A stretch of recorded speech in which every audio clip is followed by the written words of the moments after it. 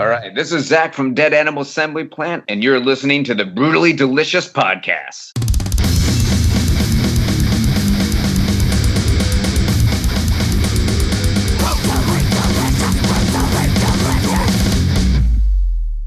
Hi, nice to meet you. I'm not the dog barking. I'm the other guy talking. I know. Sorry. You may be hearing dogs barking at my side as well. My dog's too old. He's passed out upstairs. That's not a bad gig. No. Anyway, thanks for joining us. I really appreciate it. Yeah, no problem. I appreciate you guys taking the time to talk to me. So with Dead Assembly Plant, I'm going to give you a chance here to give us a 2-sentence boardroom pitch on what Dead Assembly Plant is.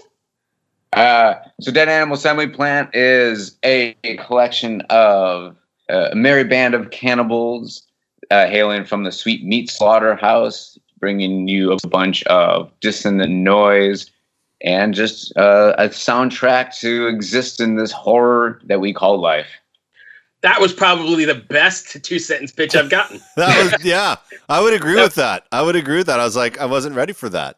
That was beautiful. Thank you. Almost like you had it prepped. So when you guys let me just jump right in. You guys are super theatrical. When you guys are writing, are you writing with the whole production and theatrical portion in mind, or is that an afterthought? That's a really good question. So when we're writing the songs, we don't really think about how necessarily this is going to come out on stage, or how is this going to incorporate necessarily into the world of theatrics. I guess they all kind of tie together because just inherently based on our personalities, the themes that we write about musically do just kind of coincide with the themes that we present with our characters and with our stage show. So it's kind of marrying the two together, but not necessarily writing with the thought of like, okay, well, we're going to incorporate this mask or this prop with this song kind of thing. Okay. Along those same lines, then, is there a message or a takeaway you want your fans to walk away with after listening to Dead Animal Assembly Plant? Well, I mean, because we do consider ourselves a horror-themed band, but we don't necessarily go the horror punk route where it's the very tongue-in-cheek, right on the nose, singing about ghosts and UFOs. Right, so it's not like the Murder Dolls or something like that. It's quite a bit different. Yeah, exactly. So ours is representing the horror that is real life, because nothing is more terrifying than reality. Horror movies are amazing, and I obviously am incredibly inspired by Texas Chainsaw Massacre and the whole Leatherface thing and serial killers. But that's the thing, is like the real life monsters are people. So turn on your news now. It's a horror story. Yeah. Exactly. So that's kind of the story that we try to come across, is that humans are the real monsters. Yeah. Just going grocery shopping right now is a horror story. So I agree. Was this album, or were these lyrics written in during this, or was it finished before this whole nonsense started? So everything was actually finished before everything started, which kind of shows how predictable humans are. So you could really write about any degradation of humanity, and it'll always be topical. It'll always be relevant. I mean, when was 1984 written? When was Brave New World written? And how topical and relevant are those books today? Absolutely. 1984 is like one of my favorite books of all time. I had to read it in high school, and I've probably read that book now like 5 or 6 times. I think we need to throw Animal Farm in there as well. Yeah, Animal Farm's good. Oh yeah, I mean, George Orwell is amazing. There's definitely a lot of prophetic nature to sci-fi. There's a lot of, because if you look at the past, humans are they follow a very specific line of thinking and are very reactionary. So you can almost predict how people are going to respond to any given situation. Cool. Chris? Where are you guys located? Where are you from? Portland, Oregon. We're kind of scattered a little bit, but it's easier just to say Portland, Oregon. I've been down there a few times. I used to live in Vancouver in Canada, so I'd go down there mostly for beer, to be honest. A lot of beer. Portland loves the drink. Portland loves to drink. It loves to smoke its weed, and it loves strip clubs. I didn't know it was a strip club place too. But so what's it like being in your style of band in Portland? Do you find an audience in Portland, or did you have to go outside of Portland to find the audience? Portland's an interesting city because I've been here long enough to see kind of how the music tastes have shifted over the years. But one thing I can really give Portland credit for is it has a really receptive metal scene. Really? Portland loves metal music. It hasn't always been that way. When we first started, we were pretty much just doing shows with in the goth industrial crowd. That's kind of how we got our start. Mm-hmm. But through the years, what has kind of kept us going in this city, because Portland's, while it's getting bigger, it's not that big of a city. Yeah, is the metal scene, and they're really supportive.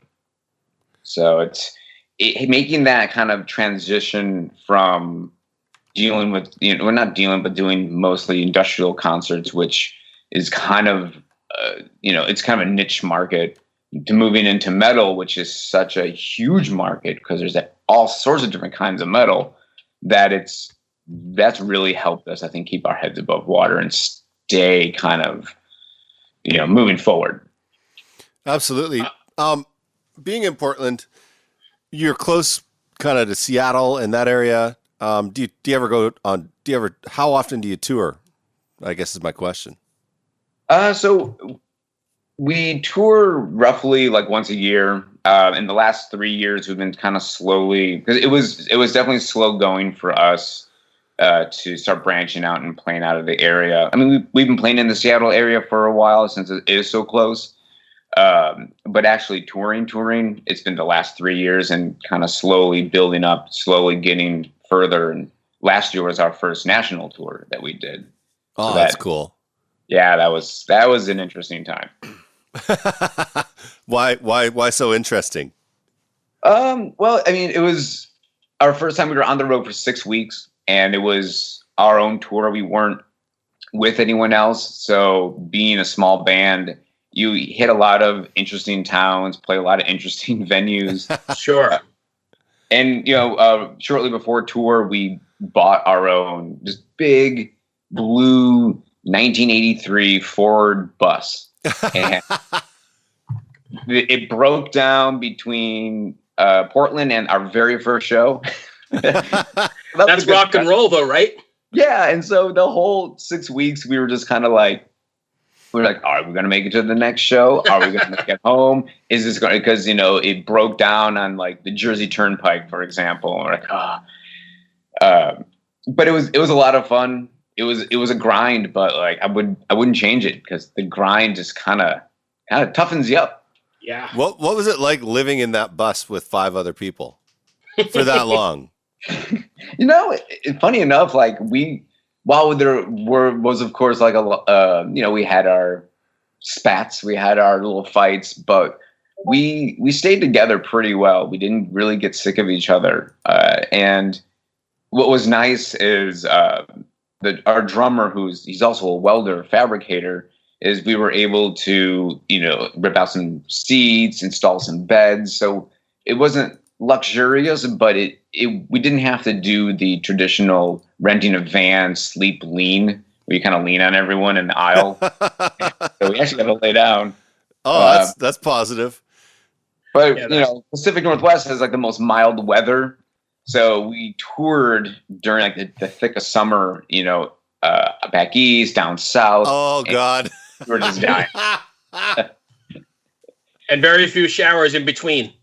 We were pretty ripe. I would not advise one to come on the bus or to definitely smell our stage outfits. Forget it. Right. So obviously there's no touring at the moment. So are you guys doing anything different to interact with your fans or anything special? It's tough because this is definitely the time where bands need to be a little more creative and use technology on their side. yeah, we're trying to, and people are fickle. People are always moving on to the next thing. So it is difficult to grab people's attention still. So we're trying to stay relevant, releasing singles here and there for the new album, releasing the new music video, also just doing live streams, just trying to interact with everyone because I think a lot of people feel isolated. A lot of people feel alone. And I think, especially as a band, if there's anyone, it could be one person that looks up to you. If you're able to reach out to that person or reach out to people and talk to them, that it can help us get through everything. Gotcha. Chris? I don't have anything else, Bruce. All right. Yeah, I've got one. Yeah, definitely, for sure. So, very theatrical band, as we covered earlier. What's the craziest onstage incident you've had with all those theatrics and props? Well, I've definitely been attacked a few times by some of the props. Actually, probably the worst injury wasn't prop related. It was in Tucson, and we were doing a show, and I was thrashing around, and I was kind of headbanging, bringing my head down at the same time. Rebecca, the guitarist, she was throwing her guitar up, and the corner of my eye caught the neck of her guitar. Oh! So I have a nice scar there. It cut me pretty good, and that was fun. Did you finish the show? Oh, yeah. I did. That's rock and roll there. You got to finish it. A beat. Yeah. No.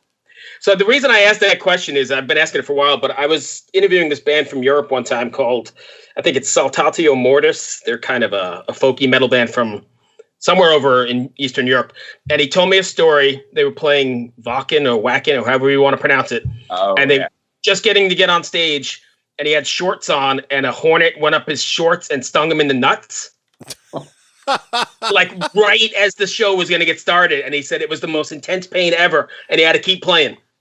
You got to keep playing. No, people in the crowd don't know. Yeah, they don't know. I one show, we were playing at this really interesting Masonic lodge, and they had a marble floor. And at the time, we used a fog machine, and the fog machine made the marble floor slick like ice. Oh, yeah. During like the first line of the first song, I stepped down and I slipped, and I broke my thumb. Oh, damn. And I was just like, whoops, okay, well, just keep doing the show. Yeah, the show must go on. That's funny. Exactly. And probably nobody even notices out in the audience, so who cares? Yeah, exactly. I mean, one good thing about being in a theatrical band and wearing makeup and costumes is you can be a little ridiculous and people just think it's part of the act. And in fact, we do like to roughhouse on stage. Me and Nick, the bassist, we like to fight and toss each other around. And while it's not so much choreographed, but it is kind of like we kind of have an idea how to give and take. Off stage, it kind of can look like we're beating the crap out of each other. But on stage, it's all part of the show. Right. Yeah, exactly. If fans want to find you guys pretty active social media wise? We are mainly on Instagram, Facebook. We do have a YouTube channel, which has a bunch of like live videos, all of our official music videos, but we are planning on being more active on our YouTube channel, having more exclusive content, just doing more short videos. I mean, especially doing the makeup, and a lot of people ask us, how long does it take you to do your makeup? What kind of makeup do you use? We might even do like a dead animal assembly plant makeup tutorial, because why not? I would actually watch that. That would be cool. I mean, it's all about engagement at this point of the game, right? Yeah, exactly. Try to think outside the box, or even if it's within the box, what can you do to make it a little bit interesting? Right. Chris, you got anything else? I don't, man. Thank you so much for joining us today. It was a real pleasure, and great. Good luck with the record. Hello out there. Yes, hello out there, everyone. I'm Hal Schwartz. And I'm Flynn McLean. Together we host None But the Brave, a podcast dedicated to the music and career of Bruce Springsteen. Bruce and E Street Band are on tour right now for the first time in 6 years, and we're taking a detailed look at what's happening on stage in our bi-weekly episodes. We've also been recently joined by some very exciting guests, including rock journalist Warren Zanes and Stephen Hayden, Backstreet's Magazine founder Charles Cross, and Barstool's Kirk Minahan. If you're a diehard Springsteen fan, this is the show for you. So please subscribe to None But the Brave on your favorite podcasting platform, and we hope to see you further on up the road. Thank you so much. We'll be seeing you.